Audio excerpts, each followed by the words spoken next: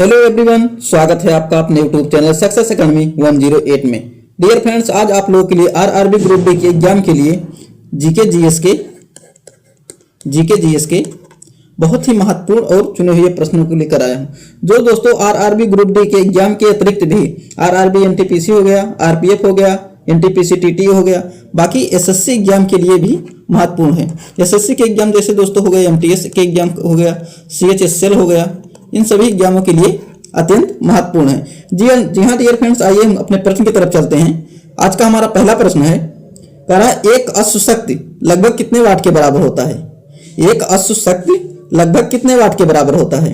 Option A 746 watt, option B 748 watt, option C 756 watt, option D उपरोक्त में से कोई नहीं। तो डियर फ्रेंड्स, इसका हमारा सही विकल्प हो जाएगा option A 746 watt. Option A दोस्तों हमारा सही है। आइए डियर फ्रेंड्स, अपने अगले प्रश्न की तरफ चलते हैं।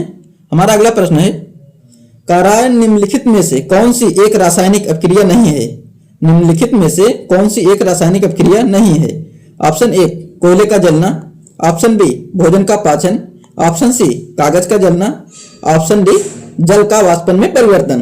तो डियर फ्रेंड्स, इसका हमारा सही विकल्प हो जाएगा ऑप्शन 4 जल का वाष्पन में परिवर्तन। ऑप्शन 4 दोस्तों हमारा राइट हो जाएगा। आइए डियर फ्रेंड्स, अपने अगले प्रश्न की तरफ चलते हैं। हमारा अगला प्रश्न है, कह रहा है पायरिया निम्न में से किसका रोग है? पायरिया निम्न में से किसका रोग है? ऑप्शन ए नाक, ऑप्शन बी मसूड़ों का, ऑप्शन सी हृदय का, ऑप्शन डी फेफड़े का। तो दोस्तों इसका हमारा सही विकल्प हो जाएगा ऑप्शन 2 मसूड़ों का। पायरिया दोस्तों मसूड़े मतलब दांतों में होता है, दांतों में दोस्तों पायरिया होता है, दांतों में। ऑप्शन बी दोस्तों हमारा राइट हो जाएगा। जी हाँ डियर फ्रेंड्स, इसी के साथ हम चलते हैं अपने अगले प्रश्न की तरफ। हमारा अगला प्रश्न है, कह रहा है कच्चे आमों में निम्नलिखित में से कौन सा अम्ल पाया जाता है? ऑप्शन ए एसिटिक अम्ल, ऑप्शन बी फार्मिक अम्ल, ऑप्शन सी टार्टेरिक अम्ल, ऑप्शन डी बेंजोइक अम्ल। तो डियर फ्रेंड्स, इसका हमारा सही विकल्प हो जाएगा ऑप्शन 3 टार्टेरिक अम्ल। ऑप्शन 3 दोस्तों हमारा सही है।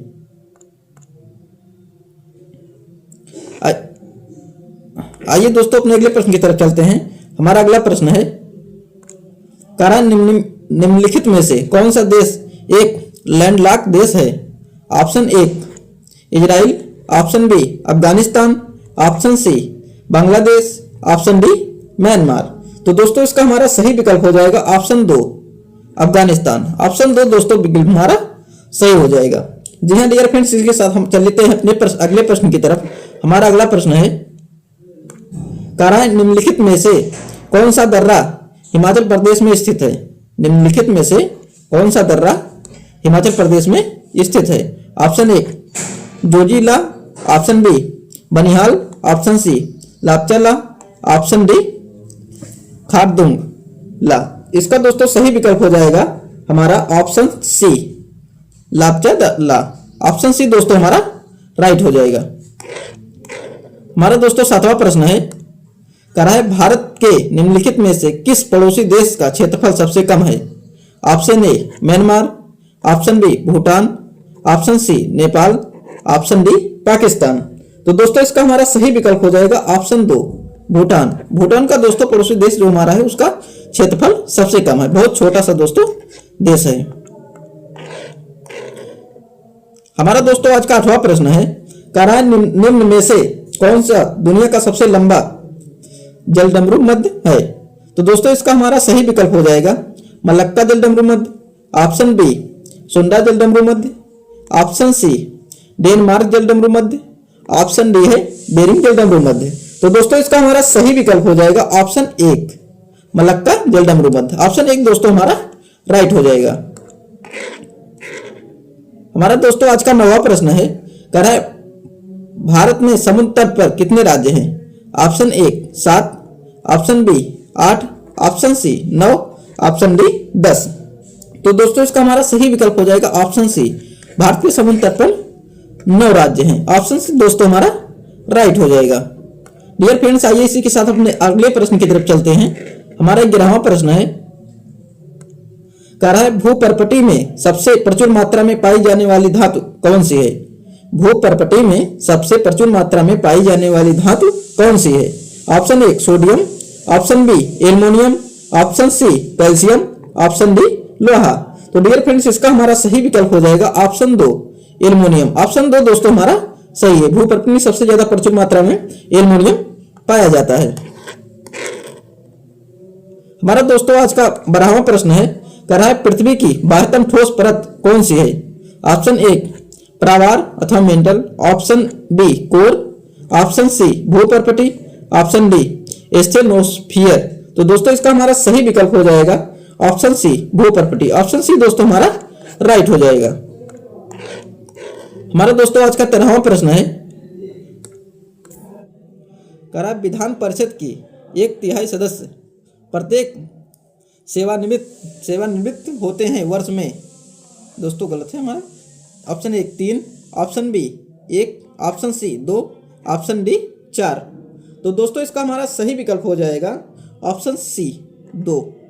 ऑप्शन सी दोस्तों हमारा सही हो जाएगा। जी हाँ डियर फ्रेंड्स, आइए इसी के साथ अपने अगले प्रश्न की तरफ चलते हैं। आज का हमारा 13वां प्रश्न है, कह रहा है संविधान का कौन सा भाग केंद्र शासित प्रदेशों के प्रशासन से संबंधित है? संविधान का कौन सा भाग केंद्र शासित प्रदेशों के प्रशासन से संबंधित है? ऑप्शन ए भाग 5, ऑप्शन बी भाग 6, ऑप्शन सी भाग 7, ऑप्शन डी भाग 8। तो दोस्तों इसका हमारा सही विकल्प हो जाएगा ऑप्शन 4 भाग 7। ऑप्शन 4 दोस्तों हमारा राइट हो जाएगा। जी हाँ डियर फ्रेंड्स, आइए हम अपने अगले प्रश्न की तरफ चलते हैं। देखिए दोस्तों, ये हमारा प्रश्न एक बार रिपीट हो चुका है। इसका हमारा सही विकल्प हो जाएगा ऑप्शन 2। ऑप्शन 2 दोस्तों हमारा राइट हो जाएगा। हमारा दोस्तों अगला प्रश्न है, कह रहा है भारत में किसी भी राज्य का मुख्यमंत्री बनने के लिए न्यूनतम आयु कितनी होनी चाहिए? ऑप्शन ए 21 वर्ष, ऑप्शन बी 25 वर्ष, ऑप्शन सी 30 वर्ष, ऑप्शन डी 35 वर्ष। तो दोस्तों इसका हमारा सही विकल्प हो जाएगा ऑप्शन 2 25 वर्ष। न्यूनतम आयु दोस्तों 25 वर्ष होनी चाहिए किसी राज्य का मुख्यमंत्री बनने के लिए। जी हाँ डियर फ्रेंड्स, इसी के साथ हम अपने हमारा दोस्तों 16वां प्रश्न है, कह रहा भारतीय संसद के अंग हैं। Option A Lok Sabha, option B Rajya Sabha, option C राष्ट्रपति, ऑप्शन डी उपरोक्त सभी। तो दोस्तों इसका हमारा सही विकल्प हो जाएगा ऑप्शन डी। आप लोग दोस्तों जानते हैं कि ये सभी भारतीय संसद के अंग हैं, तो हमारा ऑप्शन डी राइट हो जाएगा। हमारा दोस्तों 17वां प्रश्न है, कह रहा निम्नलिखित में से कौन सा 1857 की विद्रोह का तात्कालिक कारण था? ऑप्शन ए आर्थिक शोषण, ऑप्शन बी नस्लीय भेदभाव, ऑप्शन सी सामाजिक तनाव, ऑप्शन बी चर्बी वाले कारतूस। अगर दोस्तों सबसे ज्यादा इसमें से देखा जाए, लगभग तो सभी थे, लेकिन अगर सबसे ज्यादा देखा जाए तो ऑप्शन 4 दोस्तों चर्बी वाला कारतूस सबसे ज्यादा इंपॉर्टेंट है। ऑप्शन 4 दोस्तों हमारा सही हो जाएगा। उस समय सबसे ज्यादा महत्वपूर्ण चर्बी वाले कारतूस ही थे। हमारा दोस्तों 18वां प्रश्न है, कह रहा 1857 के विद्रोह के दौरान बिहार में क्रांतिकारियों के नेता कौन थे? 1857 के विद्रोह के दौरान बिहार में क्रांतिकारियों के नेता कौन थे? ऑप्शन ए नामदार खान, ऑप्शन बी बाबू Kunwar Singh, option C Birsa Munda, option D Shankar Shah. तो दोस्तों इसका हमारा सही विकल्प हो जाएगा ऑप्शन 2 बाबू कुंवर सिंह। ऑप्शन बी दोस्तों हमारा राइट हो जाएगा। इसी के साथ दोस्तों हम अपने अगले प्रश्न की तरफ चलते हैं। हमारा 19वां प्रश्न है, कह रहा है अश्वघोष निम्न में से किस राजा के दरबारी कवि हैं? 19वां प्रश्न है, कह रहा है अश्वघोष निम्न में से किस राजा के दरबारी कवि थे? Option A Kanishka, option B Chandragupta Maurya, option C Harshavardhan, option D Ashok. तो दोस्तों इसका हमारा सही विकल्प हो जाएगा option A Kanishka. Option A दोस्तों हमारा राइट हो जाएगा। हमारा दोस्तों आज का लास्ट प्रश्न है, कह रहा है 3 पिटकों में से अभिधम्म पिटक संबंधित है। ऑप्शन ए सारनाथ स्तंभ पर कहानियां, ऑप्शन बी दार्शनिक मामले, ऑप्शन सी संघ में शामिल होने वालों के लिए नियम, ऑप्शन डी है बुद्ध की शिक्षा। तो दोस्तों इसका हमारा सही विकल्प हो जाएगा ऑप्शन 2 दार्शनिक मामले। ऑप्शन 2 दोस्तों हमारा राइट हो जाएगा। इसी के साथ दोस्तों विराम लेते हैं, मिलते हैं नेक्स्ट वीडियो में। जय हिंद।